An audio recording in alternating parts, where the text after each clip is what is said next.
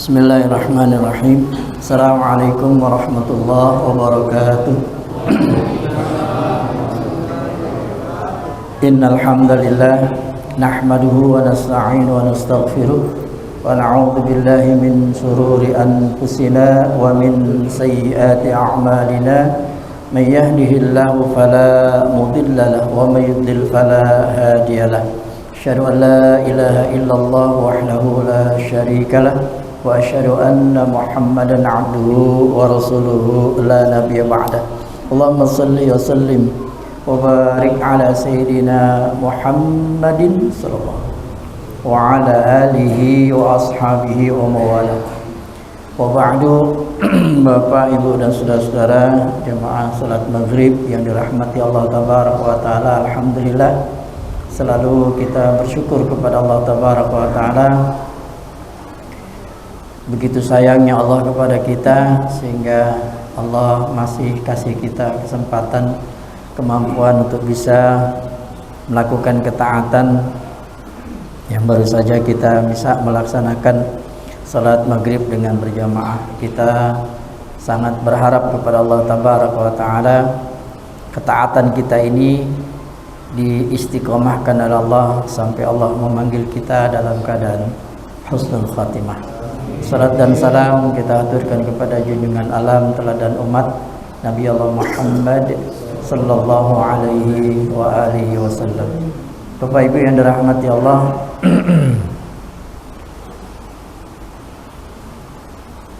lagi ramai di media sosial ya. Nggak begitu ramai juga sih ya, selamat hari mu'alaf sedunia ya. Jadi tanggal 25 Desember selain sebagai hari dirayakan sebagai hari Natal, juga saya juga belum tahu nih siapa yang yang mencetuskannya ya. Tanggal 25 Desember ini juga diperingati sebagai hari mu'alaf sedunia. Hari mu'alaf sedunia yang berharap di tanggal 25 Desember ini Allah memberikan hidayah kepada orang-orang yang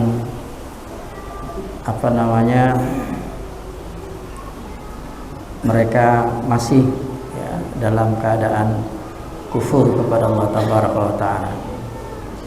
Bapak Ibu yang dirahmati Allah,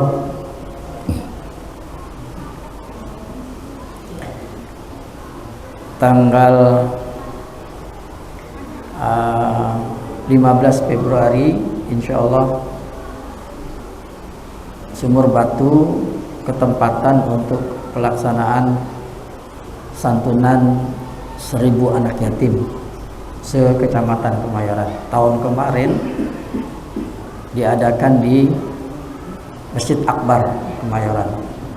Tahun ini 2026 nanti tanggal 15 Februari 1 atau 2 hari ya, 2 hari sebelum Ramadan Kelurahan Sumur Batu ketempatan untuk pelaksanaan santunan 1000 anak yatim. Alhamdulillah panitianya sudah terbentuk, ketuanya Ustadz Amin Karim dan pelaksanaannya nanti insyaallah di Masjid Al-Imam Kodam. Dan alhamdulillah juga tahun kemarin di Sumur Batu yang ikut membawa anak yatim ke Akbar itu 315 atau 325 Pak Hadi. Pak Hadi lagi asik. 325 iya. Tahun ini alhamdulillah itu dari masjid-masjid belum musola dari masjid-masjid 8 masjid sudah siap insyaallah 555 anak yatim yang akan disantuni dari Kelurahan Sumur Batu. Belum dari kelurahan-kelurahan yang lain karena ini Kecamatan Kemayoran. Mudah-mudahan tahun kemarin di Akbar itu tembus 1.200 ya, 1.200 lebih. Mudah-mudahan nanti di sini tahun 2026 besok itu tembus sampai 1.500 anak yatim yang akan disantuni. Baik Bapak Ibu yang dirahmati Allah, ini kesempatan buat kita yang punya kelebihan rezeki untuk ayo kita bersama-sama membahagiakan anak-anak yatim menjelang Ramadan, agar karena nanti bukan cuma santunan, mereka juga dibekali dengan ya sembako dan lain sebagainya. Bapak Ibu yang dirahmati Allah, kita pembahasan kita kemarin sudah masuk ke tentang hari kiamat ya.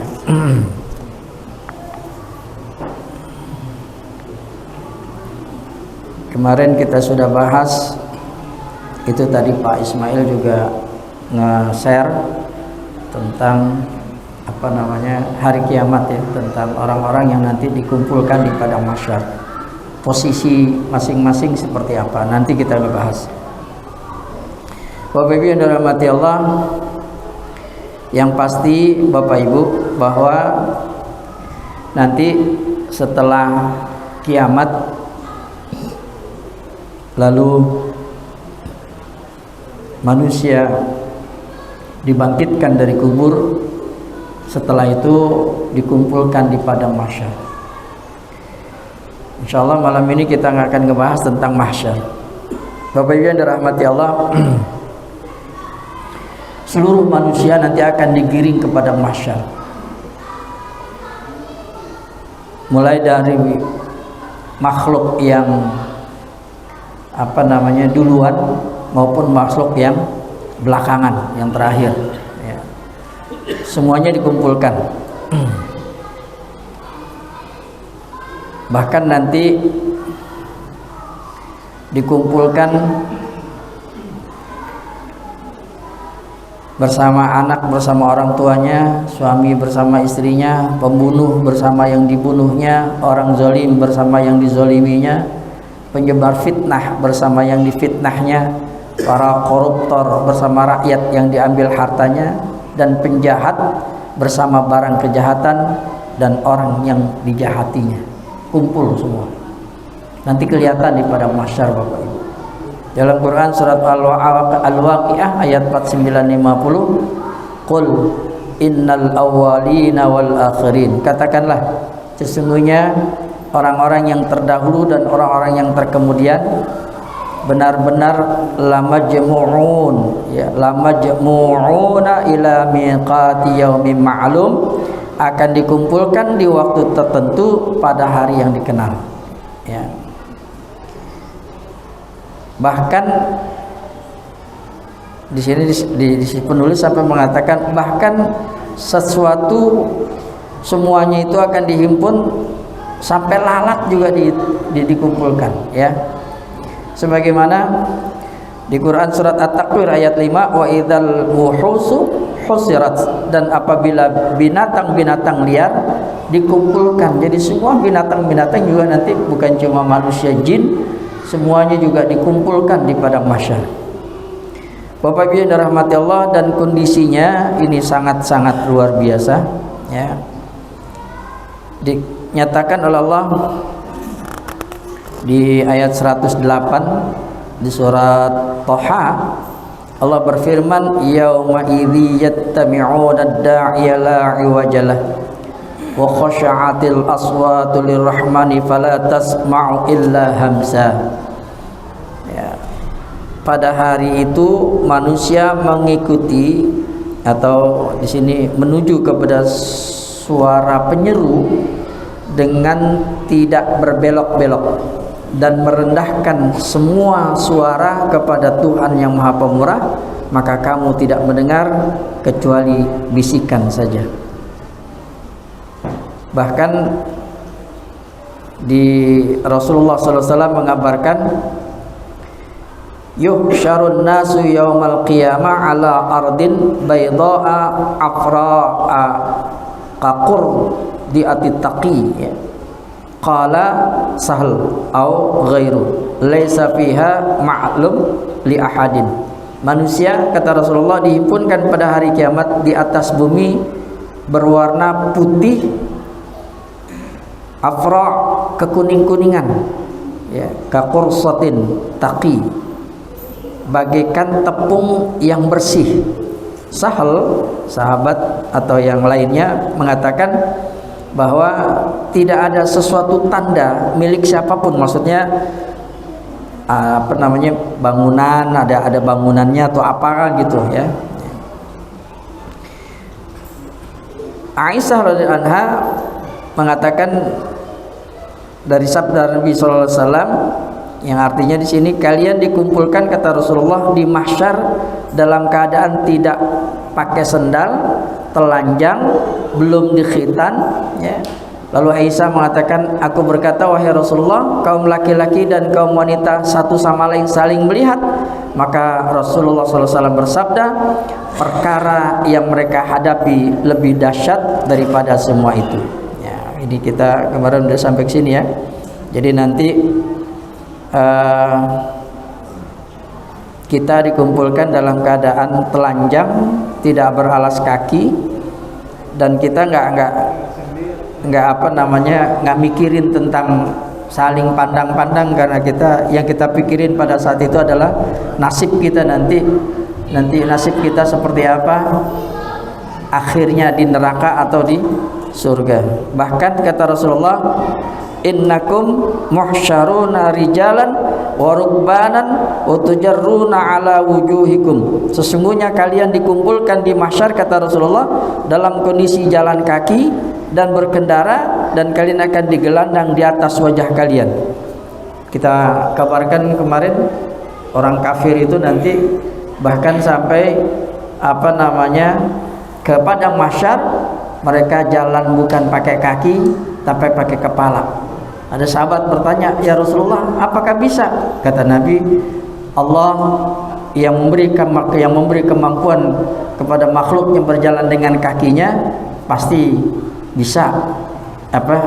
Dengan kuasa Allah manusia bisa jalan dengan kepalanya. Itu orang kafir nanti seperti itu kepada mahsyar. Dan bagi kita, ada yang berjalan kaki, ada yang dengan berkendara, tergantung amal. Bapak Ibu yang dirahmati Allah. Lalu bagaimana nasib kita nanti di padang mahsyar? Bapak Ibu yang dirahmati Allah, di surat Ad-Dukhan ayat 41, yauma la yughni maulan an maulan syai'an wala hum yunsarun, yaitu hari yang seorang karib tidak dapat memberi manfaat kepada karibnya sedikit pun, dan mereka tidak akan mendapat pertolongan. Semua mikirin dirinya sendiri. Anak nggak mikirin orang tuanya, suami nggak mikirin istrinya, semua masing-masing mikirin diri sendiri, karena memang saking dahsyatnya mahsyar itu. Di antaranya Bapak Ibu yang dirahmati Allah,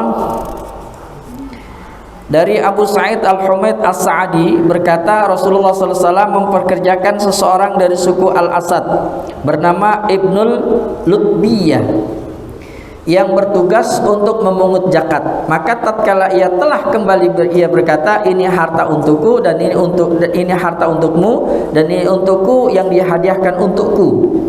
Si Abu Hamid ini berkata, maka Rasulullah SAW berdiri di atas mimbar lalu membaca hamdalah dan memuji Allah, lalu beliau bersabda, kenapa petugas yang aku tugaskan lalu ia mengatakan ini harta untuk kalian dan ini dihadiahkan untukku?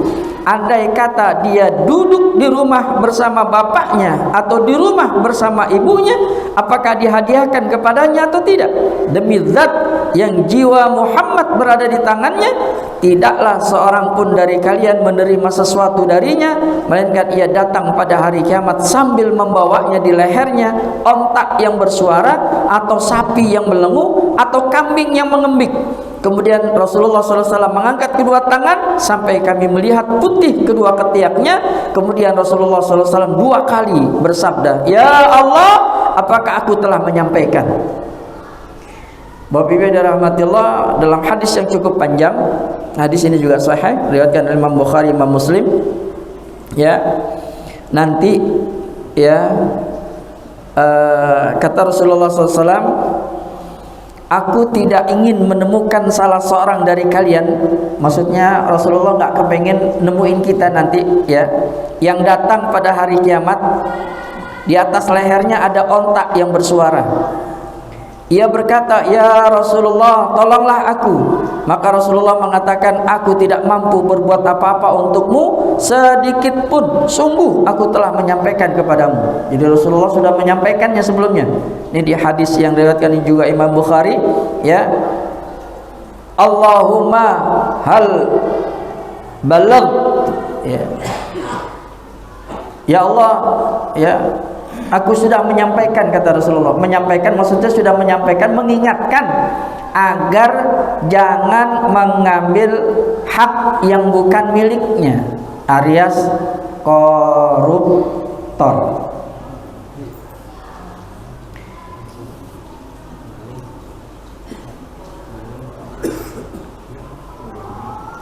Lalu Rasulullah SAW dalam hadis ini juga mengatakan, aku akan temui salah seorang dari kalian datang pada hari kiamat dengan unta di pundaknya. Aku juga akan temui salah seorang dari kalian pada hari kiamat dengan kuda di atas pundaknya yang memiliki hamhamah. Hamhamah itu suara ya. Lantas ia berkata, hai Rasulullah, bantulah aku. Maka aku berkata, kata Rasulullah, aku tidak mampu membantumu sedikit pun, sungguh aku telah menyampaikan kepadamu.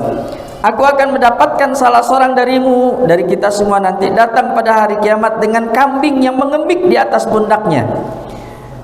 Seraya berkata, ya Rasulullah, tolonglah aku. Maka aku menjawab, aku tidak mampu berbuat apa-apa untukmu, aku telah menyampaikan kepadamu. Aku akan dapatkan salah seorang dari kalian datang pada hari kiamat dengan membawa jiwa yang menjerit.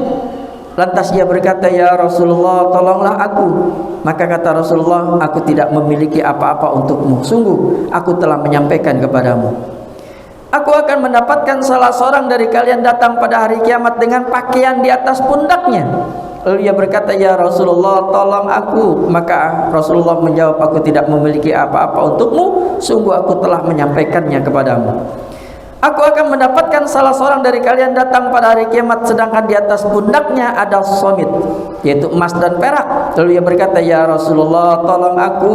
Maka Rasulullah menjawab, aku tidak memiliki apa-apa untukmu, sungguh aku telah menyampaikan kepadamu. Bapak Ibu yang dirahmati Allah, koruptor, kalau dulu tuh banyak yang ngambil ghanimah rampasan perang, belum selesai dibagi-bagiin udah ngambil duluan. Saya jadi ingat dulu waktu masih berantakan ya di Al-Furqan dulu ya, masjidnya juga masih masjid zaman dulu ya, masih belum sama sekali belum dibangun. Pak Anwari mungkin masih ingat. Nah, ini ada Ustadz Soleh juga masih ingat. Kalau kita korban di sini dulu tuh ya, udah ada yang ngambil ininya duluan, ngambil ininya duluan, ngambil ini duluan gitu ya. Belum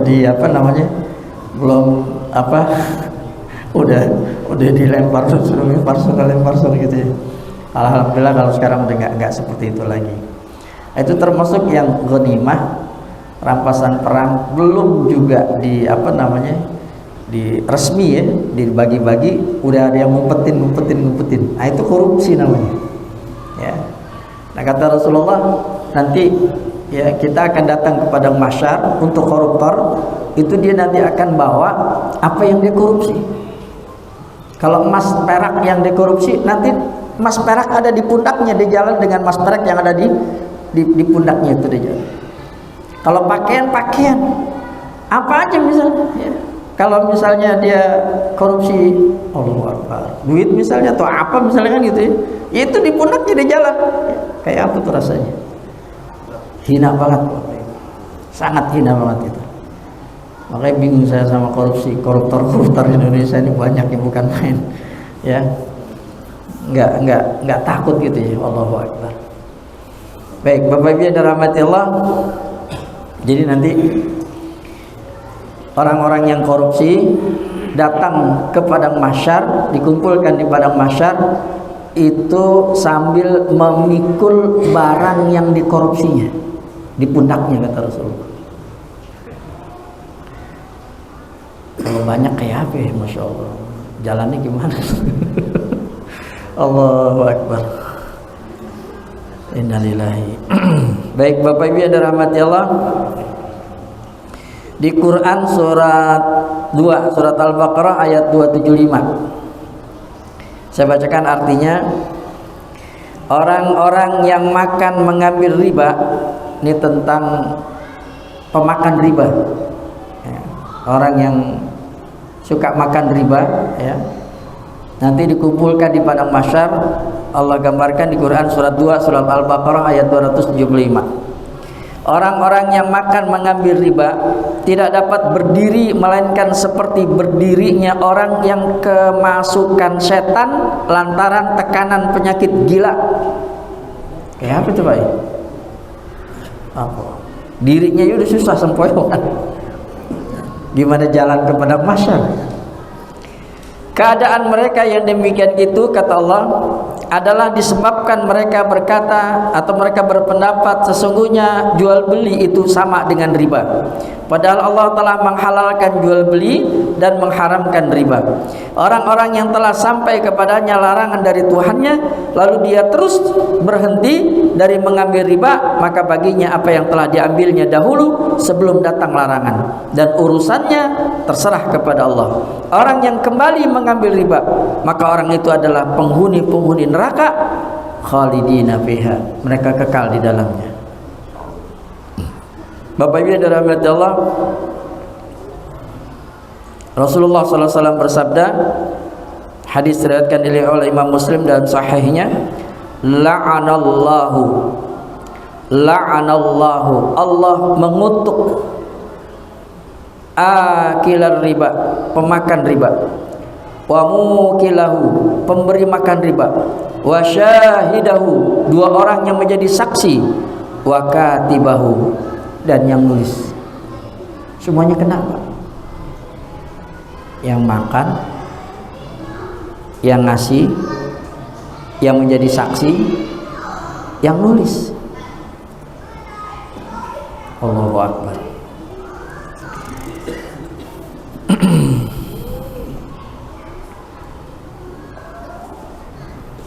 Bapak Ibu yang dirahmati Allah,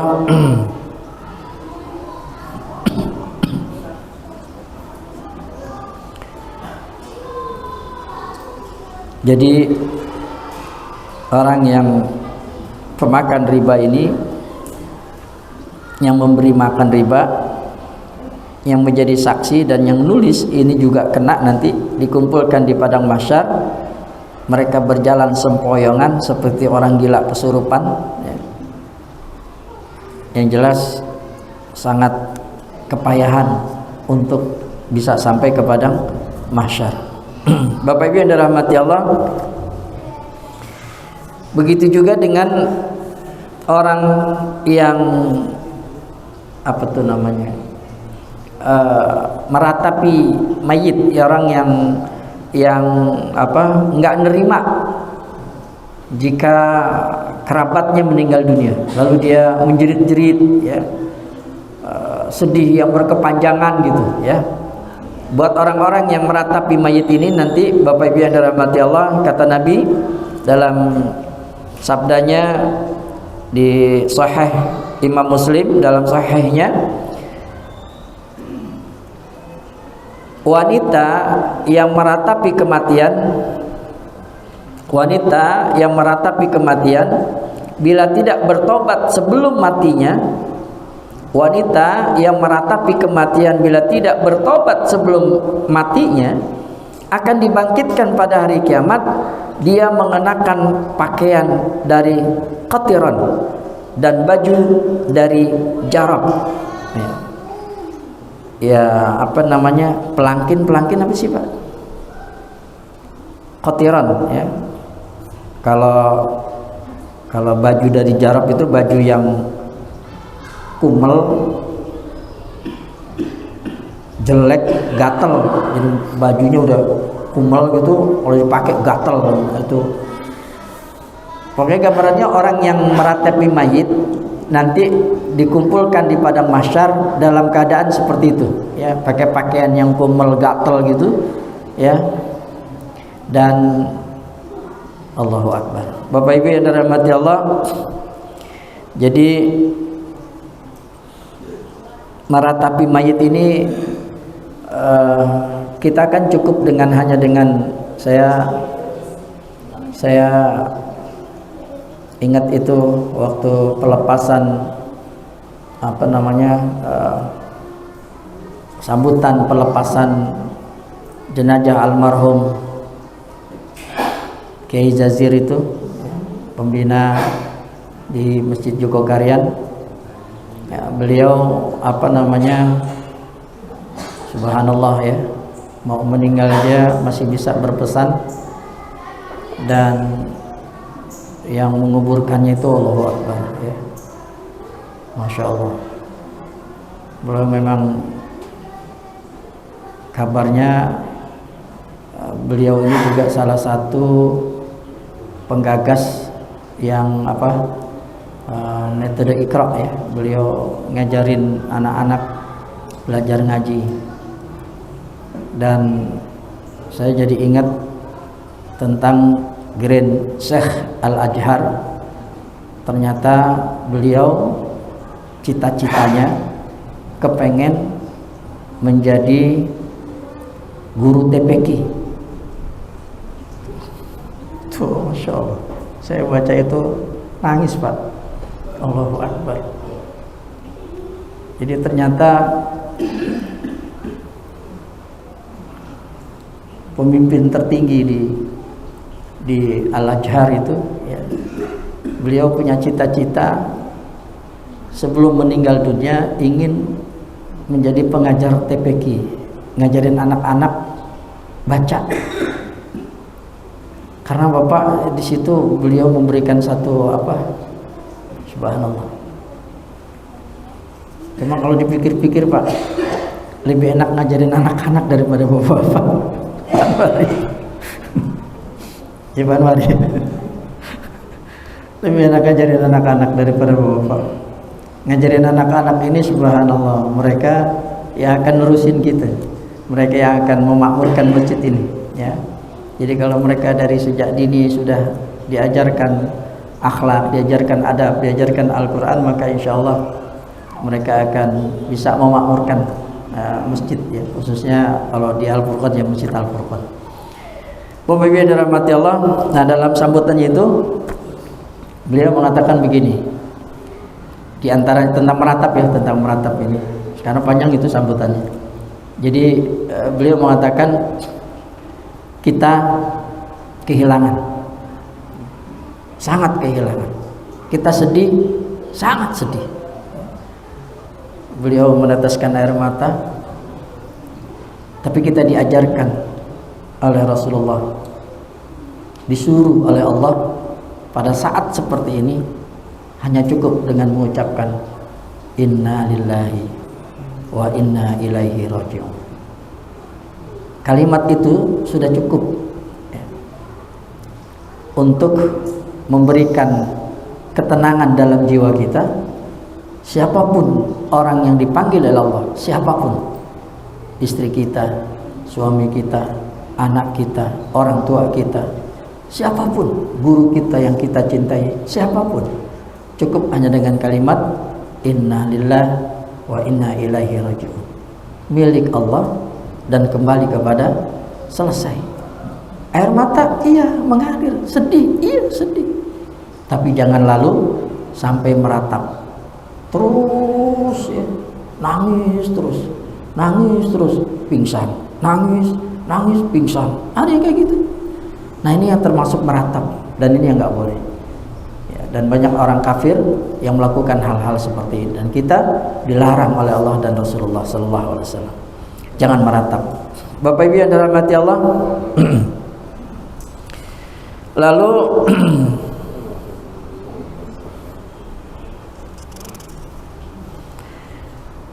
nanti kata Nabi kita Muhammad sallallahu alaihi wasallam, ada di Sahih At-Tirmidzi dalam sunannya, ya. Juga ada Ibnu Hajar berkata sanadnya Zaid. Dalam hadis ini Rasulullah SAW bersabda, tahanlah sendawamu dariku, karena sesungguhnya mereka yang paling banyak kekenyangan di dunia, maka mereka akan paling banyak lapar, paling lama kelaparan pada hari kiamat. Abu Darda radhiyallahu anhu berkata, sungguh akan ditimpakan kepada penghuni neraka rasa lapar hingga mereka tersiksa yang tidak ada siksaan lebih berat darinya. Bapak Ibu yang dirahmati Allah, nanti dihimpun di padang mahsyar, dikumpulkan di padang mahsyar dalam keadaan amat nista orang yang di dunia hidup bergelimangan harta, selalu kenyang, ya, lupa bersyukur kepada Allah Tabaraka wa Ta'ala, maka nanti di padang mahsyar mereka dikumpulkan oleh Allah Tabaraka wa Ta'ala dalam keadaan kelaparan yang lama, yang berkepanjangan. Allahu Akbar. Masya Allah. Bapak Ibu yang dirahmati Allah, nanti juga kelompok manusia yang bernasib buruk, hidup sengsara nanti yang dihimpun di padang mahsyar adalah para pengkhianat. Idza jama'allahu al-awwalina wal akhirin yaumal qiyamah. Jika Allah menghimpun umat yang awal dan umat yang akhir pada hari kiamat, yarfa'u likulli ghadirin liwa'an faqil hadhihi ghudratu fulanin ibni fulan, ya. Maka dia akan mengibarkan bagi setiap pengkhianat bendera pada hari kiamat, maka dikatakan kepadanya, inilah pengkhianatan fulan bin fulan. Ada tandanya Bapak Ibu. Nanti di hari kiamat, di padang mahsyar nanti pengkhianat itu ada benderanya, ada tulisannya, nih pengkhianat si fulan bin fulan, nih pengkhianat si fulan bin fulan. Allahu Akbar. Kayak apa tuh Bapak Ibu? Allahu Akbar. Bahkan benderanya itu Bapak Ibu, maaf, itu ditancepin di pantat. Hina banget Bapak. Ditancepin di pantat.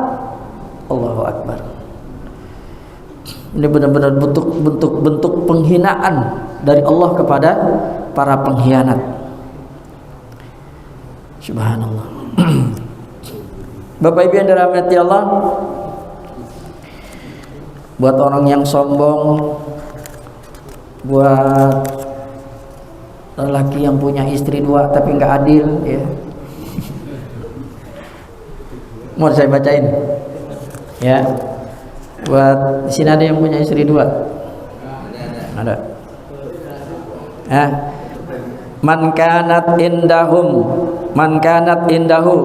imra'atani falam ya'dil bainahuma jaa yaumal qiyamah wa saqqahu saqitun.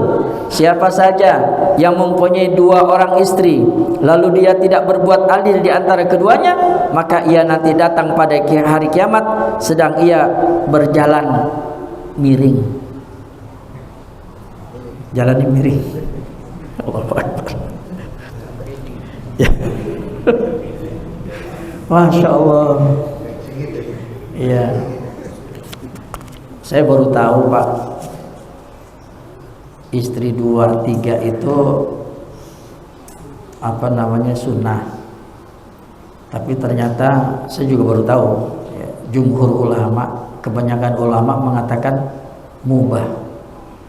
Karena memang apa namanya tantangannya berat Bapak Ibu. Tantangannya berat. Kayaknya untuk punya istri 2 itu Bapak Ibu butuh apa namanya, benar-benar butuh, Masya Allah, ya, butuh akhlak yang luar biasa.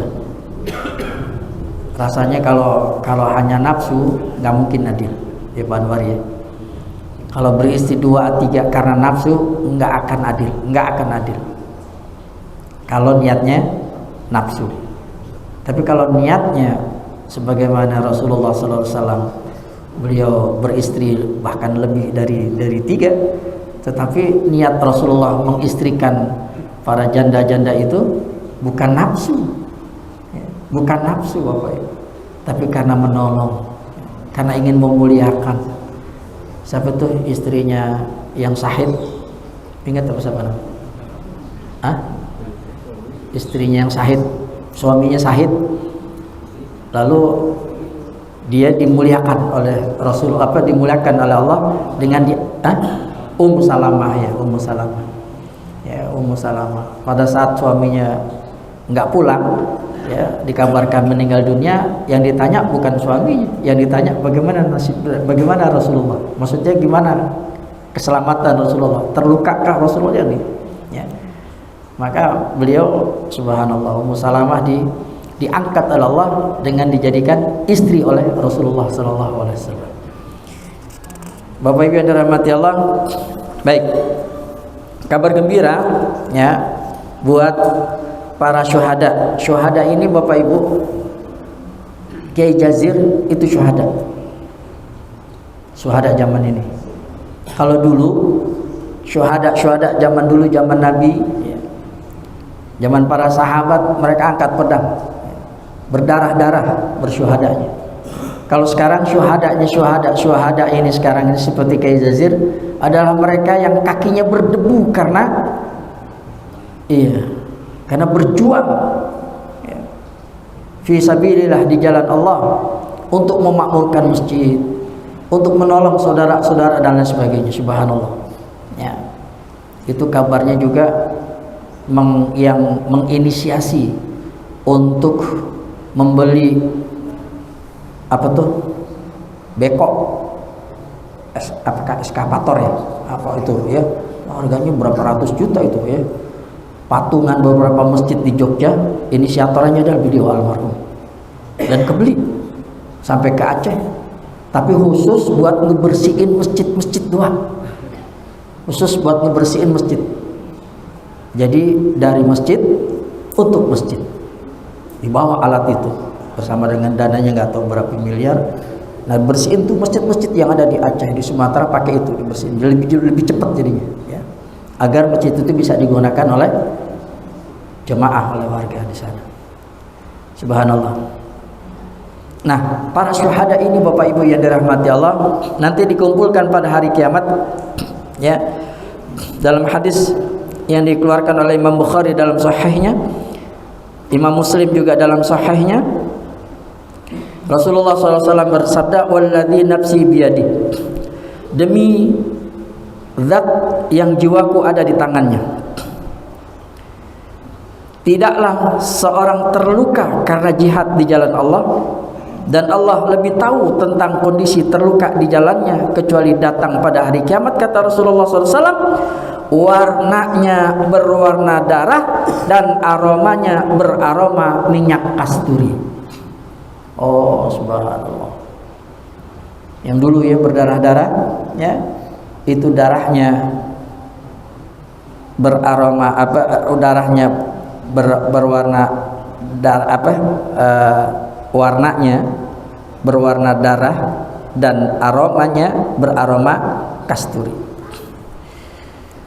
Para ulama salaf ya di sini mengatakan bahwa jihad di atas amal ibadah apapun, bahkan ketika Yunus bin Ubaid hendak meninggal dunia, maka beliau melihat kedua kakinya lalu menangis. Maka beliau ditanya, "Kenapa engkau menangis?" Beliau berkata, "Kedua kakiku ini belum pernah terkena debu di jalan Allah." Karena kepengen Bapak Ibu mati syahid ya, mati syahid itu subhanallah ya. Bapak Ibu yang dirahmati Allah, bahkan kabar gembira buat mereka-mereka yang meninggal ketika ihram, udah masuk ya. Itu Cingale waktu almarhum siapa Bang yang meninggal di mana? Bang Musaris. Itu udah selesai haji atau masih ihram waktu itu? Nggak tahu ya. Bang Arif. Ya, kamu Saris, saya manggilnya Kak Musaris. Kaum Saris itu meninggal pada saat lagi haji, berarti dalam keadaan ihram. Bapak Ibu yang dirahmati Allah, ini kabar gembira. Ya, kata Nabi, mandikanlah ini orang yang mati dalam keadaan ihram, baik ihram haji maupun dalam keadaan ihram umrah. Dia meninggal dunia, kata Nabi, mandikanlah dengan air dan daun bidara, lalu kafanilah dengan kedua pakaiannya, dan jangan kalian tutupi kepalanya dengan penutup, karena sesungguhnya Allah membangkitkan pada hari kiamat dalam keadaan bertalbiyah. Subhanallah. Oh Akbar. Ya, Masya Allah. Bapak Ibu yang dirahmati Allah, jadi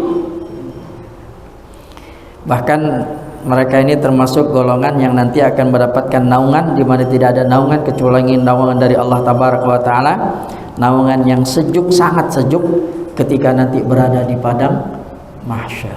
Subhanallah. Ya, mudah-mudahan yang hadir di sini mudah-mudahan termasuk yang nanti dipanggil oleh Allah dalam keadaan berihram, dalam keadaan berpakaian ihram. Bapak Ibu yang dirahmati Allah, sampai sini dulu. Ini banyak banget ini kabar gembira buat orang-orang yang mendapatkan keistimewaan dikumpulkan di padang mahsyar. Insyaallah nanti kita lanjutkan di malam Jumat yang akan datang. Untuk sementara saya sudah sampaikan ya, Ustadz Agus mungkin sampai Lebaran kali ya. Habis Lebaran baru nanti bisa memberikan kajian hadis ya. Baik Bapak Ibu yang dirahmati Allah, ini yang bisa kami sampaikan, lebih kurangnya mohon maaf. Kita tutup sama-sama dengan kafaratul majlis. Subhanakallahumma bihamdika asyhadu an la ilaha illa anta astaghfiruka wa atubu ilaik. Lebih kurangnya mohon maaf. Hadanallahu wa iyyakum ajma'in. Assalamualaikum warahmatullahi wabarakatuh.